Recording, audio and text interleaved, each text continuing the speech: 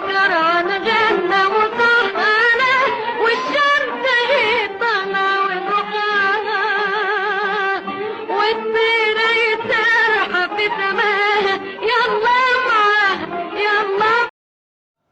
اللهم صل وسلم وبارك على سيدنا محمد. عاملين ايه يا حبايب قلبي؟ وحشتوني جدا جدا جدا. راجع لكم فيديو جديد وحلقه جديده من حلقات مطبخ توته. يلا نصلي على النبي كده ونقول بسم الله. وبدات كده عملت معاكم اكله تحفه جدا جدا جدا هتعجبكم قوي. وطبعا اكلات اخر الشهر حاجه حلوه كده وهتعجبكم. حطيت نص كيلو لحمه يا جماعه من غير دهون خالص، عشان انا متاكده ان اللحمه بتاعتي كان فيها دهون، نسبه دهون يعني. حطيتها كده على الحله على النار ومن غير اي نقطه دهون. وبعد كده لما فكت خالص ونزلت دهونها حطيت بصلتين كده وسط وفلفل الوان وقرن فلفل حامي، وحطيت معاها ملح وسبع بهارات وبهارات لحمه وفلفل اسود.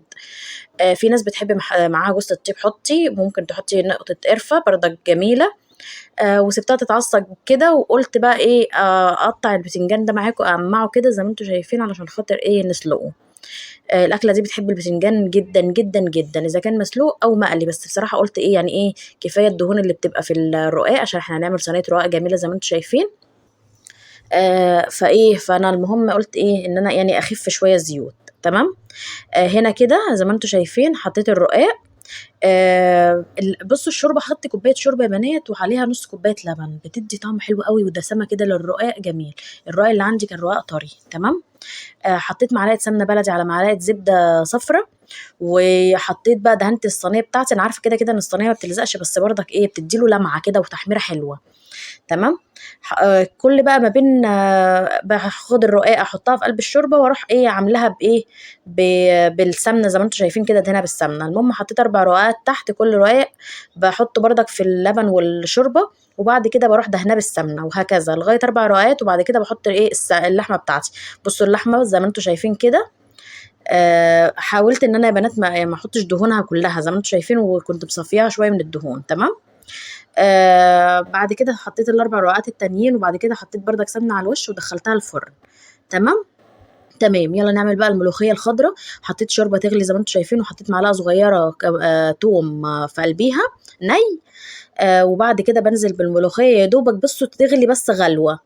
وبعد كده بشيلها من على النار وبعمل ايه الطشه بردك سمنه بلدي بقى، حبه زيت لو السمنه بتاعتك مش مقدوحه يعني. بروح حطها كده عشان ما تتحرقش. وبعد كده بنزل بالثوم بتاعي. بجد يكونوا شوية ملوخية في قلبك يا قلب اختك.